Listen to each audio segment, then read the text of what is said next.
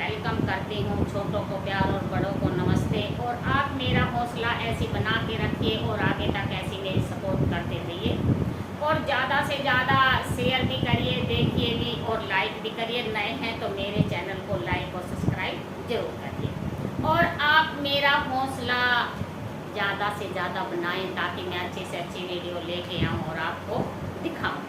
और अब चलते हैं हम स्टोरी की तरफ। मैं आज आपके सामने एक ऐसी बढ़िया स्टोरी लेके आई हूँ और मैं उम्मीद करूँगी कि आपको बहुत अच्छी लगेगी। और दोस्तों, कल से हो रही है हमारे यहाँ बहुत ज़ोर ज़ोर से बारिश और सुबह भी लाइट नहीं थी, रात भी लाइट नहीं थी और बारिश इतनी तेज़ थी, बहुत ही ज़्यादा। लेकिन मौसम हो गया है सुहाना, एकदम गर्मी इतनी नहीं है। 2-4 दिन से गर्मी बहुत ज़्यादा थी लेकिन मौसम आज एकदम बढ़िया है, फिट है और हम भी अच्छे हैं। और आप बताना कमेंट करके आप कैसे हैं। और आज हमने ब्लॉग नहीं बनाया है, हमने सोचा एक हम स्टोरी लेके चलते हैं, एक नई शुरुआत करते हैं, नए तरीके से करते हैं और आपको हम सुनाते हैं। और मैं उम्मीद करूंगी कि आपको अच्छी लगेगी और ज़्यादा से ज़्यादा आप इसको देखिए और सपोर्ट करिए और शेयर करिए। चलो अब लेके चलते हैं स्टोरी की तरफ। और शुरुआत में देखो मोटा मोटा ही मैं आपको सुनाऊंगी और जो आपको अच्छी लगेगी तो फिर और प्यार से बहुत अच्छे से लेके आऊँगी। मैं सोचती हूँ कि मैं कुछ नया लेके आऊँ, नया कुछ करूँ। और मैं इस प्लेटफॉर्म पे आई हूँ, आपके सामने आई हूँ, आपके समक्ष आई हूँ। मुझे एक बोलने का तरीका आएगा, बोलने की नॉलेज होगी, आपके साथ बोलने का एक्सपीरियंस होगा और मुझे आपसे बातें करके और ऑनलाइन बातें करके बहुत अच्छा लगता है। लेकिन पता नहीं आप मेरी वीडियो क्यों नहीं देखते, आप मेरा ब्लॉग क्यों नहीं देखते और आप मेरी सपोर्ट जैसे चैनल पे करते हैं ऐसे लाइव भी आके करिए ना, बहुत अच्छा लगता है और मुझे आपसे बहुत अच्छा लगता है बातें करके। चलो अब चलते हैं हम स्टोरी की तरफ। बातें करते रहेंगे तो हम स्टोरी कैसे पूरा करेंगे, हम ऐसे ही वक्त पूरा कर लेंगे। लेकिन आज मेरी पहली ये स्टोरी आपके सामने और मैं उम्मीद करूँगी मैं बार बार आपसे कोई गलती भी हो जाती है, शुरुआत है, ये गलती भी हो जाती है तो आप मुझे माफ़ कर दीजिए। और जिस सर से मैंने आपको बोला था, मैं हाथ जोड़कर आपसे कहती हूँ कि मेरी मदद करिए, आप मुझे बताइए कैसे कैसे आगे चलना है, कैसे कैसे नहीं। एक सर हैं बहुत अच्छे से वो स्टोरी सुनाते हैं, सच्ची घटना वो चैनल पे लेके आते हैं, उनकी वीडियो बहुत अच्छी होती है। लेकिन मैं सोचती हूँ मैं भी कुछ नया लेके आऊँ और आपको सुनाऊँ और आपको अच्छा लगेगा। वो लोग तो सभी बनाते हैं लेकिन स्टोरी और एक ऐसी सच्ची घटना, एक न्यूज़ सभी मतलब कोई कोई लेके आता है। चलो हम स्टोरी की तरफ चलते हैं। पहले बातें तो बातें बाद में होती रहेंगी, चलिए आगे चलते हैं। ये भी वैसे एक सच्ची घटना के तौर पे ही है लेकिन मुझे मालूम नहीं है क्योंकि मेरी आज पहली शुरुआत है, मेरी पहली स्टोरी आपके सामने है। आपको अच्छी लगेगी तो कोई कमी होगी तो कोई बात नहीं, पहली है, चलते रहना, पहली वीडियो है, कुछ ना कुछ तो आप थोड़ा सा सपोर्ट करिएगा। चलिए दोस्तों, कुछ समय पहले की बात है, एक गांव में एक बुढ़िया रहती थी, उसके 2 बेटे थे। आदमी पहले ही गुजर चुका था, उनके ज़मीन भी इतनी नहीं थी, थोड़ी सी ज़मीन के ऊपर अपना गुजर बसर करते थे। जैसे जैसे समय बीतता गया बुढ़िया के बच्चे बड़े होते गए, बुढ़िया ने अपने दोनों बेटों की शादी कर ली, घर में 2 बहुएं आ गई। कुछ समय तक तो खूब बढ़िया चलता रहा, आपस में खूब प्रेम भी था, खूब खुशहाल तरीके से परिवार रह रहा था। लेकिन जैसे जैसे समय बीतता गया दोनों बहुओं में आपस में नोक होना शुरू हो, जैसे घर परिवार में होती रहती। कभी छोटी बहू बड़ी बहू से लड़ती, कभी बड़ी बहू छोटी से लड़ती। छोटी छोटी बातों को लेकर बड़ी बड़ी बातें घर परिवार में होने लगी। एक दिन बुढ़िया विचार करने लगी, मेरी बहुएं बहुत लड़ाकू हो गई हैं, ये आपस में क्यों लड़ती रहती हैं। बुढ़िया उन बहुओं को देखकर परेशान रहने लगी। बुढ़िया ने ये बात एक दिन विचार किया और ये बात अपने बेटों से कही। बेटों ने बहुओं को समझाया लेकिन उन पर कोई भी फर्क नहीं पड़ा। एक दिन बुढ़िया ने अपने बेटों से कहा, पहले हम घर में 3 बंदे थे और इसी ज़मीन से हमारा गुजारा हो जाता था, लेकिन अब हम परिवार में 5 बंदे हो गए हैं, खर्चा ज़्यादा बढ़ गया है, इसलिए हमारे घर में मतलब ये लड़ाई वड़ाई होती रहती है। क्यों कहते हैं ना, लड़ाई झगड़ा एक कारण होता है, धन का ना होना भी होता है कि जब हमारी रोज़मर्रा की ज़रूरतें पूरी नहीं होंगी तो नोक झोंक लड़ाई झगड़े तो घर में भी होते ही रहेंगे। बुढ़िया ने अपने बेटों से कहा, क्यों नहीं आप उस परदेश चले जाते और पैसा कमा के लाओ, कोई नौकरी ढूंढो, हो सके इनकी आपस में लड़ाइयाँ बंद हो जाएं तो ये लड़ना, जब घर में पैसा आ जाएगा तो इनकी ज़रूरतों की जो चीज़ें हैं वो पूरी हो जाएंगी तो ये लड़ना बंद कर दें। देश जाने के लिए तैयार हो गए। बुढ़िया माँ से आज्ञा लेने के बाद, बहुओं को समझाने के बाद, दोनों भैयाओं ने बहुओं से कहा, हमारे न होने पर, हमारे घर न होने पर हमारी माँ का ख्याल रखना, हम परदेश जा रहे हैं पैसा कमाने के लिए। दोनों बेटे परदेश चले जाते हैं। अब रह जाती हैं दोनों बहुएं और बुढ़िया। घर में दो छोटे छोटे पोते भी थे। लेकिन बेटे परदेश चले गए, लेकिन बहुओं पर कोई भी फर्क नहीं पड़ा। उनकी लड़ाई लगातार चलती रही। बुढ़िया एक दिन सोचने लगी कि क्यों नहीं मैं इनको समझा के देखूं। एक दिन बुढ़िया ने बड़ी बहू से कहा कि मेरे बेटे भी घर पे नहीं हैं, वो तुमसे छोटी है, तुम एक आधी बात उनकी सहन कर लिया करो, कोई फर्क नहीं पड़ता, वो तेरे से छोटी है। तो ये बात अच्छी नहीं है, मोहल्ले पड़ोस वाले भी हमारी मतलब लड़ाई को देखकर हंसी मजाक करते हैं, तो थोड़ा सा आप समझदारी से रहो, ये बात ठीक नहीं है। बड़ी बहू को समझाकर बुढ़िया फिर छोटी बहू को समझाती है। छोटी बहू उल्टा ही बुढ़िया पे भड़क पड़ती है और कहती है, बूढ़ी अम्मा, तुम बड़ी बहू की तरफदारी करती हो, मैं तुम्हें एक आंख नहीं भाती, तुम अपनी बड़ी बहू को ज़्यादा चाहती हो, मुझे नहीं चाहती। ऐसी छोटी छोटी बातें घर परिवार में होती रहती। बुढ़िया ने सोचा इन पे समझाने का भी कोई फर्क नहीं पड़ता, इनको समझाना ही बेकार है, इनकी बुद्धि खराब है। उन पे दोनों बहुओं पे कोई फर्क नहीं पड़ा और उनका अब ये रोज का ही काम हो गया। अगली सुबह होती है तो वो अपनी लड़ाई शुरू कर देती है। एक दिन बुढ़िया बड़ी दुखी हो गई और कहने लगी, इनका तो रोज का ये काम हो गया, लेकिन ये बात भी अच्छी नहीं है। बुढ़िया ने सोचा, जहाँ हमारी बात की अहमियत ना हो, जहाँ हमारी बात की अहमियत ना हो, वहाँ बोलना भी ठीक नहीं है। दोनों बहुओं पहले तो वे आपस में लड़ती थी, फिर वो जैसे जैसे कभी तो बुढ़िया बड़ी बहू को समझाती, कभी छोटी को समझाती, लेकिन कोई सी भी मानने को तैयार नहीं, कोई सी पीछे हटने को तैयार नहीं, कोई पैसी पे भी फर्क नहीं पड़ता। दोस्तों आगे चल के क्या होता है, पहले तो वो आपस में लड़ती थी दोनों, पुरानी जेठानी। फिर ऐसा हुआ, अब जैसे जैसे बुढ़िया उनको समझाने लगी, वे दोनों आपस में बुढ़िया को लेके ही उनकी लड़ाई होनी शुरू हो गई और बुढ़िया से वो इतनी नफरत करने लग गई दोनों कि मतलब बुढ़िया को, उनको बहाना ही नहीं मिल रहा था कैसे हम बुढ़िया को बाहर निकालें और कैसे हम इससे छुटकारा पाएं। लेकिन उनको ये कोई मतलब बीच में ऐसा टॉपिक नहीं था जो वो मतलब उसको वे पकड़ लें और बुढ़िया को घर से निकाल दें। लेकिन बुढ़िया ने उनको समझाना ही बंद कर दिया और रोज़ सुबह उठती और उनकी लड़ाई शुरू हो जाती। एक दिन बुढ़िया ने सोचा, इनका तो ये रोज़ का काम हो गया, अब जाए तो कहाँ जाए। बुढ़िया ने सुबह कपड़ा उठाया, दराती उठाई और जंगल की तरफ चल दी खेत में घास लेने के लिए। उनका बहुओं का रोज का काम हो गया, लड़ाई, सुबह उठें और अपना लड़ाई शुरू करते रहे। बुढ़िया बेचारी अपना सुबह कपड़ा और दराती उठाए और खेत पे चले जाए।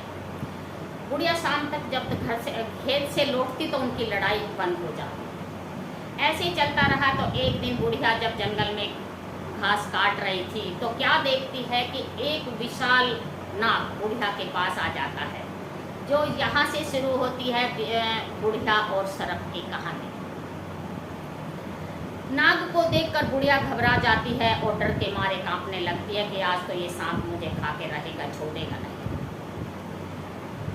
तब बुढ़िया को डरा हुआ देखकर नाग मनुष्य की भाषा बोलने लगता है कि बूढ़ी अम्मा, मैं तुम्हें कोई नुकसान नहीं पहुंचाऊंगा और मैं तुम्हें काटूंगा नहीं, लेकिन मैं आपके पास में मैं बड़ा परेशान हूँ, मैं बड़ा दुखी हूँ, मैं अपना दुख तुम्हें प्रकट करने के लिए आया हूँ, अपना दुख सुनाने के लिए मैं तुम्हें आया हूँ। बूढ़ी अम्मा सोचने लगी, कुछ दाल में काला है, ये मनुष्य की भाषा बोल रहा है। बूढ़ी अम्मा ने पूछा कि नाग देवता, तुम्हें क्या परेशानी है? तब नाग ने कहा कि बूढ़ी अम्मा, मैं कई दिनों से भूखा हूँ और बड़ा परेशान हूँ, भूख के मारे मेरी जान निकल रही है, यदि आप मुझे कुछ खाने को दे दो तो मेरे प्राण बच सकते हैं, नहीं मैं ऐसे चौराहे पर खड़ा हूँ जहाँ मतलब ऐसी कगार पर खड़ा हूँ जहाँ मेरे प्राणों की रक्षा आप कर सकते हैं।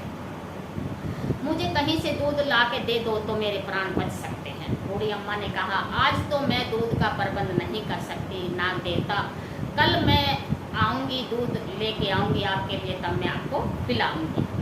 इतना कहने के बाद बुढ़िया अपने घर आ जाती है, नाग देवता अपने रास्ते चले जाते हैं। अगली सुबह होती है, बुढ़िया फिर अपने सुबह सुबह बहुओं की लड़ाई शुरू हो जाती है। बुढ़िया सोचती है, मैं कौन सी बहू की रसोई में से दूध लेके जाऊँ, यदि इनको पता चलेगा तो ये मुझसे लड़ना शुरू कर देंगी, ये तो पहले ही लड़ रही है, फिर ये मुझसे लड़ना शुरू कर देंगी। बुढ़िया सोचती रही और विचार करती रही। फिर एक बार बुढ़िया ने सोचा, एक दिन ले जाती हूँ बड़ी की रसोई में से, फिर एक दिन ले जाती हूँ छोटी बहू की रसोई में से, तो इनको पता भी नहीं चलेगा और नाग देवता को दूध भी मिल जाएगा। बुढ़िया ने ऐसे किया, रसोई में गई, बहुएं लड़ रही हैं दोनों, उन्हें कोई किसी का कोई खैर खबर नहीं, दोनों अपना लड़ रही हैं तो अपना चल रही हैं। बुढ़िया ने दूध को लिया और पल्ले के नीचे छुपाया, कपड़ा लिया, दराती ली और जंगल की तरफ चल गई।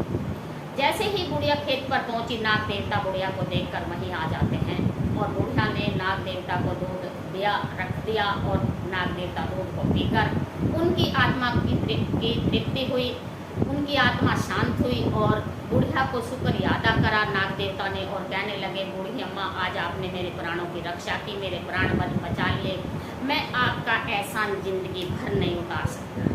आपने मेरे प्राणों की रक्षा के लिए मतलब बहुत सारे नाग देवता ने बूढ़ी अम्मा को आशीर्वाद भी दिए मनुष्य की भाषा में। अच्छा, बूढ़ी अम्मा कहने लगी, नाग देवता कल तो मैं डर के मारे आपसे पूछ नहीं पाई थी, लेकिन आज मैं आपसे पूछती हूँ कि आप सर्प होते हुए, नाग होते हुए मनुष्य की भाषा कैसे बोल लेते हो।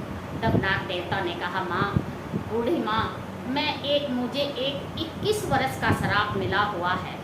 21 वर्ष के बाद 21 वर्ष पूरे होते ही मैं अपना दोबारा से मानुष शरीर मुझे मिल जाएगा, मैं अपने असली रूप में आ जाऊंगा। मैं एक राजा के यहाँ पैदा हुआ, मेरे पिता ने मुझे जंगल में फेंकवा दिया और अब मेरे मुक्ति में, मेरे असली रूप में आने में कुछ समय ही बाकी बचा है और फिर मैं अपने असली रूप में आ जाऊँ। मैं एक राजा के यहाँ पैदा हुआ। यहाँ ये कहानी है सर्प देवता की, उसको 21 वर्ष का श्राप मिला हुआ था। तब बुढ़िया ने नाग देवता की बात सुनकर और मन ही मन मतलब आंखों में इतने आंसू आ गए, मेरे भी मतलब बिल्कुल ही मेरे रुआं खड़ा हो गया। नाग देवता की बातें सुनकर बुढ़िया रोने लगी और उसने मतलब आत्माओं से उसे अपना बेटा मान लिया। और ऐसे हर रोज हम जिस आश्रम में रहते थे वहाँ के जो ऋषि मुनि थे वो अब गुजर गए हैं। वो एक गाय पालते थे, उसका दूध निकालते थे और मुझे पिलाते थे, खुद भी पीते थे और हम बड़े प्यार से रहते थे। उनका देहांत हो गया है, वो अब इस दुनिया में नहीं है। गाय भी बेचारी तड़पती फिरती है और आश्रम के इर्द गिर्द घूमती है और मैं भूखा प्यासा ऐसे भटक रहा हूँ, मैं बड़ा परेशान हूँ। तो बूढ़ी अम्मा नाग देवता की बात सुनकर आंखों में आंसू आ गए और इतना प्यार उनमें आपस में हो गया जैसे एक माँ बेटे का हो जाता है। इतना कहने के बाद बुढ़िया अपने घर को आ गई और नाग देवता अपने रास्ते चले जाते हैं। अब तो रोज बूढ़ी अम्मा मौका देखती और जैसे तैसे सुबह होने का इंतजार करती और कभी छोटी बहू के यहाँ से, देखो मेरे भी इतने मतलब रुआं हो गए हैं ऐसे ऐसे मतलब नाग देवता की कहानी सुनने के बाद। यदि मुझे इतनी प्यारी लग सकती है तो आपको भी बहुत प्यारी लगेगी। थोड़ी सी आगे और बची है, जो निचोड़ है वो रह गया, लेकिन लास्ट तक आप जरूर सुनना। दोस्तों, अब तो बुढ़िया हर रोज़ सुबह मौका देखती और खेत पे जाने का इंतज़ार करती, क्योंकि खुश है मतलब 2 बेटे तो उसके बाहर गए हुए थे कमाने के लिए। एक बेटा उसका हाँ मतलब है तो वो नाग देवता, लेकिन बोलते वो मनुष्य की भाषा है। और जैसे जैसे सुबह दिन निकलता, अगला दिन होता और बहुएं अपना लड़ना शुरू कर देती और बुढ़िया दूध के मौके की तलाश में रहती, कैसे मैं कौन सी बहू के रसोई में से दूध ले जाऊं फटाफट और मैं अपने नाग देवता को पिलाऊं। जैसे बुढ़िया अगली सुबह खेत पे जाती और नाग देवता वहीं अपना उनका बुढ़िया माँ का वेट करते और दूध पीते आराम से। वो दोनों बड़े प्यार से रहने लगे। दोस्तों, ऐसे ऐसे काफ़ी समय बीत गया। बूढ़ी अम्मा और नाग देवता का मेल जोल हो गया। एक दिन ऐसे हुआ कि बड़ी बहू को पता चल जाता है कि उनका दूध कैसे कैसे खत्म हो जाता है। बड़ी बहू छोटी बहू से कहती है, लड़ाई उनकी चालू है, कहती है कि तू मेरा दूध निकाल लेती है। छोटी कहती है तू मेरा दूध निकाल लेती है, लेकिन दूध तो दोनों का ही कम हो रहा, एक दिन उसका कम हो रहा, दूसरे दिन उसका कम हो रहा, कम तो दोनों का ही हो रहा, अड़चूर भी रहा है। लेकिन उस चोर का पता नहीं चल रहा है जो चोर दूध लेके चला जाता है। और पी कौन रहा है? बहुत अच्छी बात है, जहाँ वो जिनकी आत्मा तृप्त हो रही है। तो वो कहती है मैंने तेरा दूध नहीं चुराया, वो कहती है मैंने तेरा दूध नहीं चुराया। दोनों की हाथापाई चालू हो जाती है। बुढ़िया अपना सुबह जाकर खेत से शाम को आती है, वहाँ अपना नाग देवता से बातें करती है, उसको दूध पिलाती है, थोड़ा सा ही नाग लेकर वो शाम को घर पे आती है। तब तक उनकी लड़ाई भी बंद हो जाती है। अगली सुबह होती है, छोटी बहू बड़ी बहू से कहती है चलो आज मैं देखती हूँ हमारा दूध कैसे कैसे चोरी होता है। और तो बाहर का कोई आता नहीं, बच्चे अपने आप लेते नहीं, तो हमारी रसोई में तो सिर्फ बूढ़ी अम्मा जाती है और कोई जाता नहीं है। आज उस चोर को हम पकड़ेंगे। दोनों सुबह लड़ाई बंद करके छुप के बैठ जाती है। जैसे बूढ़ी अम्मा मौके की तलाश में होती है कि बूढ़ी अम्मा को तो अपने बेटे को दूध पिलाना है, बूढ़ी अम्मा दूध की तलाश में बैठती है। दोनों बहुएं छुपी होती हैं। बूढ़ी अम्मा को कोई पता नहीं होता कि कोई मुझे देख भी रहा है, कोई नहीं देख रहा। बूढ़ी अम्मा छोटी बहू की रसोई में जाती है, दूध डालती है और पल्ले के नीचे छुपा के कपड़ा लेती है, दराटी लेती है और चालू हो जाती है। तब वे दोनों बहुएं एक दूसरे से इशारा करती हैं, अब बोलो मत, ये देखते हैं कि ये दूध लेके कहाँ जाती है, किसको पिलाती है। दोनों छुपा छुप, बुढ़िया आगे आगे, दोनों बहुएं बुढ़िया के पीछे पीछे चोरी छुपे अपना दोनों चली जाती हैं। कोई बात नहीं, चली जाती है। और दोनों आपस में इशारा करती हैं कि अभी ये देखते हैं कि ये दूध पिलाते किसको है। बूढ़ी अम्मा को कोई पता नहीं कि तेरा कोई पीछा भी कर रहा है। वो सीधे सभा में चली जाती है, खेत पे पहुंच जाती है। उधर से विशाल नाग तो वो थे, तो वो अपना आ रही हैं और बूढ़ी अम्मा उनको दूध पिला रही हैं। वो देख के एकदम चौकन्ना हो गई और बेहोश हो गई कि इतना बड़ा विशाल नाग, तो इसका मतलब ये राक्षस है और हमारी बुढ़िया चुड़ैल है। दोनों मिलकर ये हमें नुकसान पहुंचाएंगे, ये तो हमारे बच्चों को खा जाएंगे। हमारे पति यहाँ है नहीं, परदेश गए हुए ये बूढ़ी, और ये हमें खा जाएंगे, ये तो हमें छोड़ेंगे नहीं। वो सलाह करती हैं और बूढ़ी अम्मा को पता नहीं लगने देती हैं और वापस ही घर को आ जाती हैं। और आके दोनों सलाह मिलाती हैं कि आज हम शाम को बुढ़िया को घर में नहीं पड़ने देते। वो तो पहले ही मौके की तलाश में थी और आज उनको मतलब साक्षात उनको पता, मतलब उनको मौका मिल गया कि आज हमें बुढ़िया को घर से निकालना है। कोई बात नहीं, दोनों आप ऐसे धोते उन्होंने पकड़े और डंडा हाथ में लिया। दोनों दरवाजे, एक इस दरवाजे और एक इस दरवाजे, ऐसे खड़ी हो गई हैं। शाम को बुढ़िया का आने का वक्त हो जाता है। दोनों दरवाजे के ऊपर खड़ी हो जाती हैं, ऐसे तन के खड़ी हो जाती हैं। सामने से बुढ़िया आते देखती है और कहती है, अपने मन में ही सोचती है, विचार करने लगती है कि आज ये ऐसे यहाँ कैसे दरवाजे पर खड़ी है। बुढ़िया कोई अपना सोच फिकर कुछ नहीं, कि बुढ़िया अनजान है कि आज इन्होंने मुझे देख लिया। जैसे बुढ़िया घर के अंदर घुसती है तो दोनों बुढ़िया को पीछे धक्का मार देती हैं, घर में घुसने नहीं देती हैं। बुढ़िया पूछती है तुम ऐसा क्यों कर रही हो? बहुओं ने कहा कि तुम उस विशाल नाग के साथ वो राक्षस है और तुम चुड़ैल लो, हमें मिलकर हमारे बच्चों को नुकसान पहुंचाओगी, हमें बच्चों को खाओगी और हमें भी खा जाओगी। हमारे तो पति भी यहाँ नहीं है, अब तुम इसके साथ मिल गई हो, क्यों लड़ाई झगड़ा अपना रोज इनका हो ही रहा है। और फिर वो मौका ढूंढ रही है बुढ़िया को धक्के देने का। कोई बात नहीं, बुढ़िया कहने लगी मैं ऐसा करूँगी, आप तुम मेरे बेटों की बहू हो, तुम मेरे घर की लक्ष्मी हो और वे मेरे पोता पोती, क्या मैं उनके लिए ऐसा करूँगी? बहुएं कहने लगी हम अब आपका यकीन नहीं करेंगे, हम आपको घर में बढ़ने नहीं देंगे। शाम का समय था, उन्होंने बुढ़िया को धक्के मार के बाहर निकाल दिया और बुढ़िया रोती हुई चली जाती है और वो अपना किवाड़ बंद करके अंदर हो जाती हैं। बुढ़िया अपना बेचारी रोती हुई इसी खेत पर चली जाती है, अपने नाग बेटे का इंतजार करती है। लेकिन नाग देवता तो दूध के समय सुबह आते थे, रात को नाग देवता खेत पे नहीं आते थे। बुढ़िया इंतजार करते हुए नाग देवता का इंतजार करती है। बुढ़िया को ये नहीं मालूम था कि नाग देवता सिर्फ दूध के ही समय आते हैं, रात को वो नहीं आएंगे। वो अपने बेटे को याद करती है, रोती है। लेकिन जब पूरी तरह रात काफ़ी हो जाती है, बुढ़िया थक जाती है, तो एक बरगद का पेड़ बराबर में था। बुढ़िया हार थक के भूखी प्यासी उसके नीचे बुढ़िया को नींद आ जाती है और बुढ़िया सो जाती है। अगली सुबह का दूध का समय होता है, जब बुढ़िया खेत पर आती थी। नाग देवता खेत पर आते हैं और बुढ़िया को इधर किधर घूम कर देखते हैं, लेकिन बुढ़िया नजर नहीं आती। नाग देवता बुढ़िया का इंतजार करते हैं, लेकिन चारों तरफ जब घूमते हैं बूढ़ी अम्मा दिखाई नहीं देती। तो उधर पेड़ के नीचे देखते हैं बूढ़ी अम्मा यहाँ लेटी हुई है। नाग देवता बूढ़ी अम्मा के पास गए और पूछने लगे, बूढ़ी अम्मा आज आप यहाँ क्यों लेटे हैं? बूढ़ी अम्मा रोने लगी और कहने लगी, मुझे बहू ने घर से निकाल दिया है। कल आपको दूध पिलाते हुए मुझे बहू ने देख लिया और कहती है वो राक्षस है, तुम चुड़ैल हो, हमें नुकसान पहुँचाओगी, हमें खा जाओगी, आप घर से निकलो। मैं रात से यहाँ बैठी हूँ और मैं आपकी तलाश में थी तो आप आए नहीं।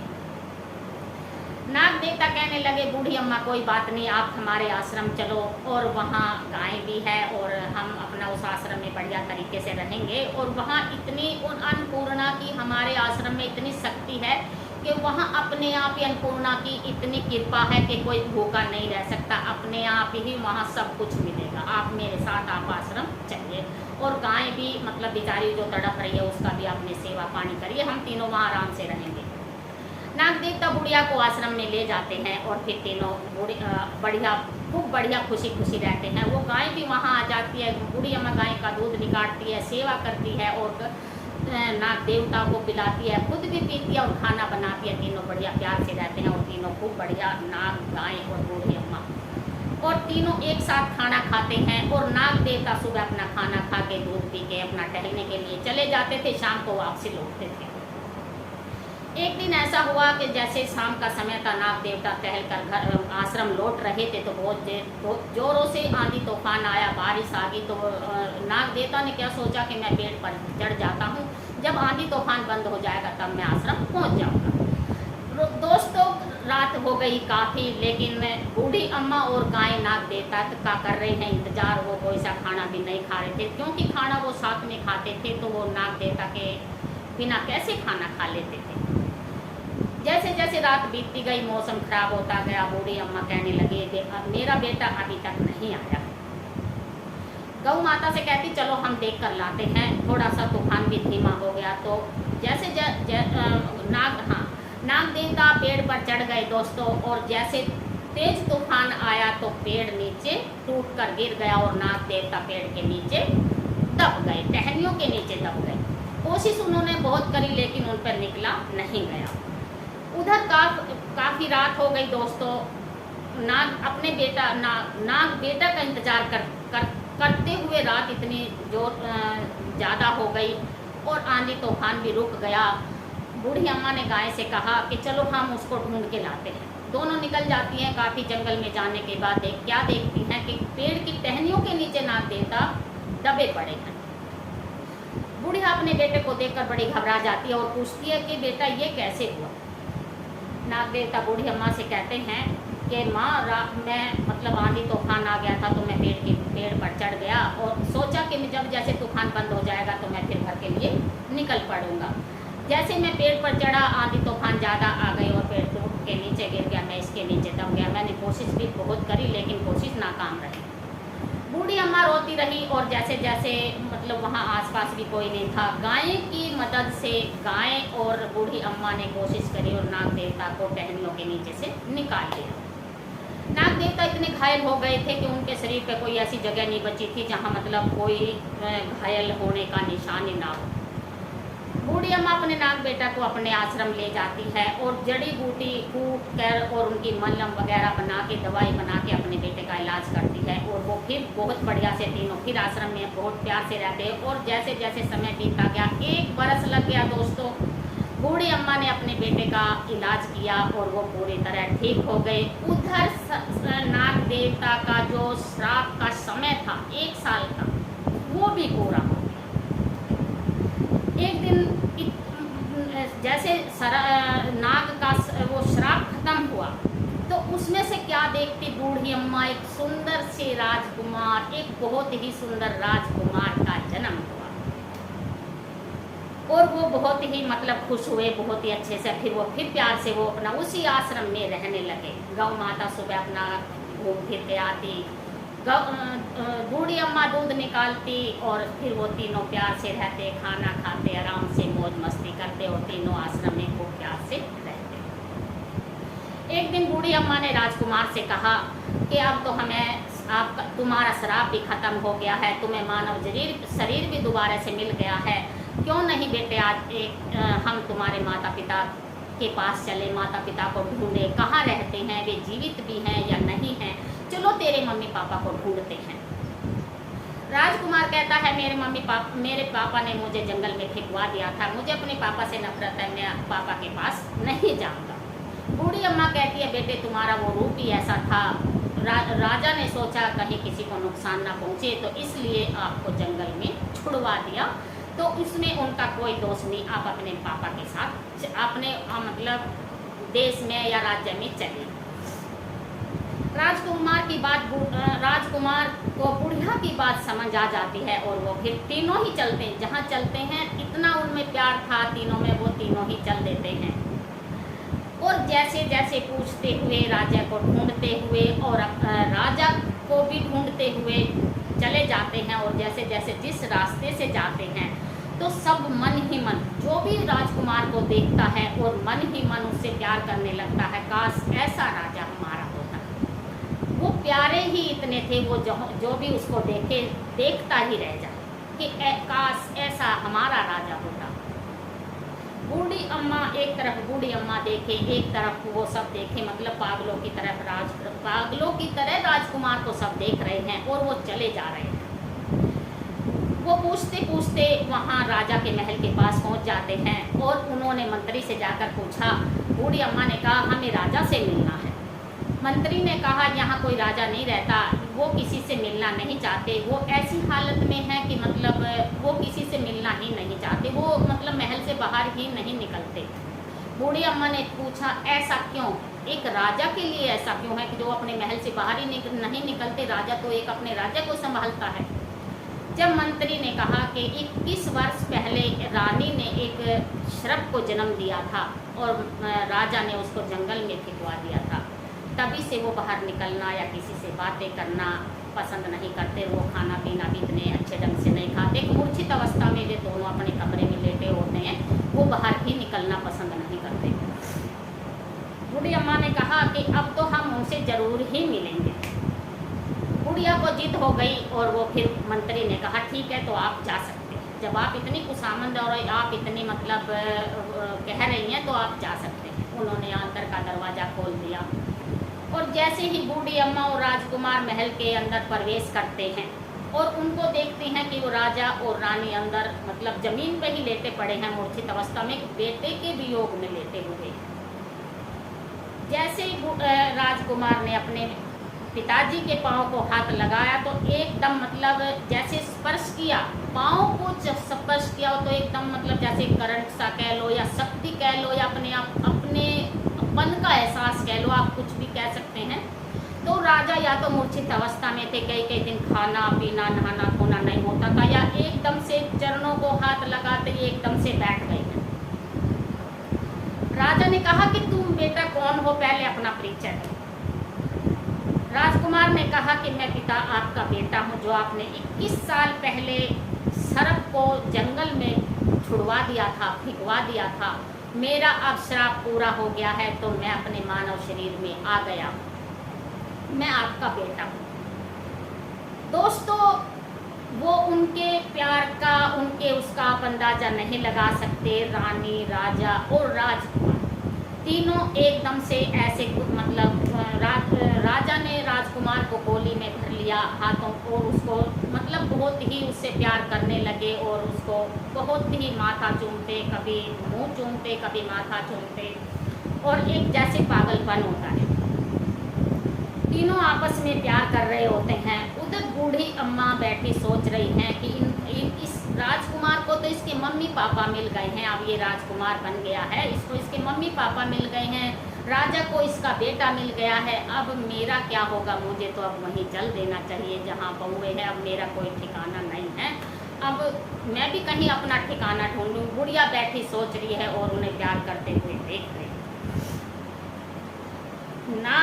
राजकुमार की और बुढ़िया की आत्मा ऐसी मिल गई थी, तभी राजकुमार ने अपने मम्मी पापा को छोड़ा और बूढ़ी अम्मा की तरफ देखा और प्यार से कोली में बूढ़ी अम्मा को लिया और कहा, माँ आप ऐसे क्यों सोच रही हो कि अब मेरा क्या होगा? इन्होंने मुझे जन्म दिया है, ये मेरी जन्म की माँ है, आपने मेरे प्राणों की रक्षा की है, मुझे पाला है, दूध पिलाया है। यदि आप उस दिन मुझे दूध नहीं पिलाती, बउओं से लड़ाई नहीं करती, बउओं का दूध नहीं चुराती, तो आज मेरे प्राण नहीं बचते। माँ, तुमने मेरे प्राणों की रक्षा करी है, तो आज के बाद मैं राजकुमार और आप राजमाता के नाम से जाने जाओगे। उधर राज्य में ऐसी चहल पहल हो गई, खुशी का माहौल हो गया। राजा ने सारे गांव में डोंडी पिटवा दी, सारे राज्य में डोंडी पिटवा दी कि राजकुमार आ गए हैं, कल राज तिलक होगा। दोस्तों, राजकुमार के राज तिलक की तैयारी हो जाती है। उस सरप के जिसको मिला हुआ था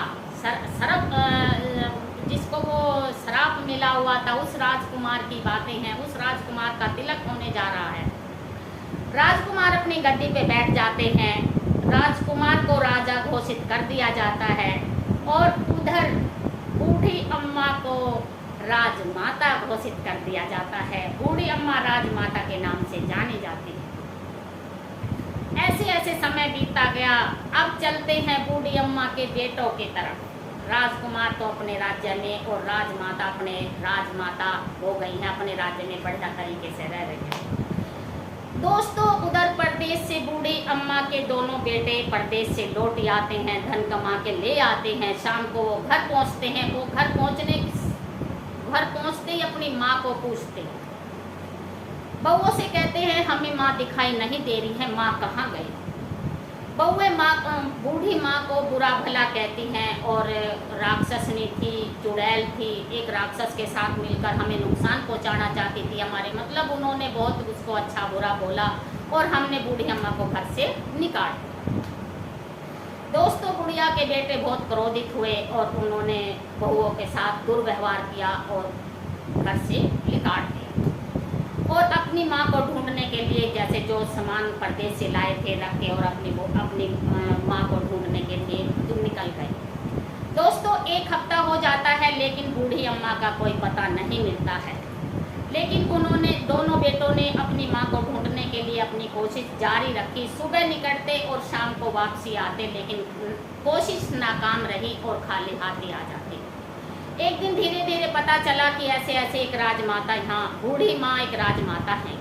तो वो धीरे धीरे राज्य में पहुंच जाते हैं और पता करते हैं कि ये राजमाता कौन है। दोस्तों, मंत्री से बहुत ही मिन्नत करने के बाद वो अंदर पहुंचते हैं कि हमें राजमाता से बात करनी है।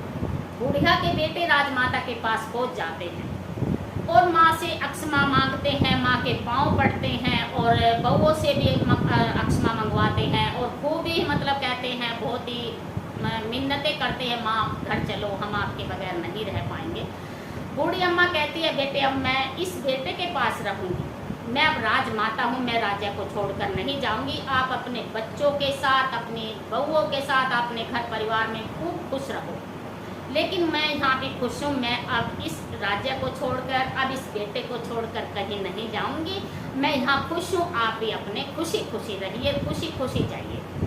दोस्तों, जब बुढ़िया नहीं मानती है, दोनों बेटे अपनी माँ से आज्ञा लेते हैं और अपने बच्चों को लेकर, अपने बउओं को लेकर, बूढ़ी अम्मा बउओं को भी अक्षमा कर देती है और सभी अपने आशीर्वाद लेकर अपने घर आ जाते हैं और बड़े प्यार से रहते हैं, खूब बढ़िया रहते हैं।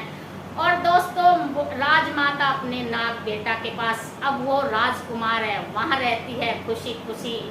और ये थी दोस्तों नाग और बूढ़ी अम्मा की कहानी। आपको अच्छी लगे तो कमेंट करके ज़रूर बताना। और आज ये मेरी सबसे पहली स्टोरी थी और ये भी एक सच्ची घटना से आधारित थी, लेकिन कहीं गलती हो गई हो, कहीं कमी हो तो मुझे ज़रूर बताना और मेरा हौसला ऐसी बनाए रखना। लेकिन जब आप इस स्टोरी को आप प्यार दोगे, मुझे मेरा हौसला बनाओगे, इसको शेयर करोगे, फिर मैं अगली स्टोरी बना के लाऊंगी। यदि ये आपको अच्छी लगेगी तो ऐसी मैं रोज़ बना के लाऊंगी। और आप ज़्यादा से ज़्यादा मेरी सपोर्ट करें, मेरी वीडियो को प्यार दें। और अब मैं आपसे क्षमा चाहती हूँ और दोस्तों, मैं उम्मीद करूँगी आपको अच्छी लगेगी और ऐसी सपोर्ट करते रहना और आप मेरी वीडियो ऐसी देखते रहना और ऐसी और अच्छी कहानी लेके आऊँगी कल को और सभी देखना बड़े प्यार से। बाय। और हर रोज़ नई होगी, और मैं कोशिश करूँगी कि मैं सच्ची घटना पे अपने वीडियो बना के लाऊँ, और अपनी मेरी वीडियो को आप ऐसे प्यार देते रहना, मेरी सपोर्ट करते रहना और मुझे आगे लेके चलना। और देखो, मुझ पे ज़्यादा तो कुछ बोलना नहीं आता है, ढंग से नहीं आता है। बोलना भी मैंने आपसे सीखा, एक्सपीरियंस भी आपसे लिया है जब से मैं आपसे जुड़ी हूँ। कभी मैं रील बना लेती हूँ, कभी लाइव चली जाती हूँ, और मैं अब आपसे सभी से हाथ जोड़कर माफ़ी चाहती हूँ और आप सभी का वेलकम करती हूँ। ऐसी आप मेरे साथ बने रहें।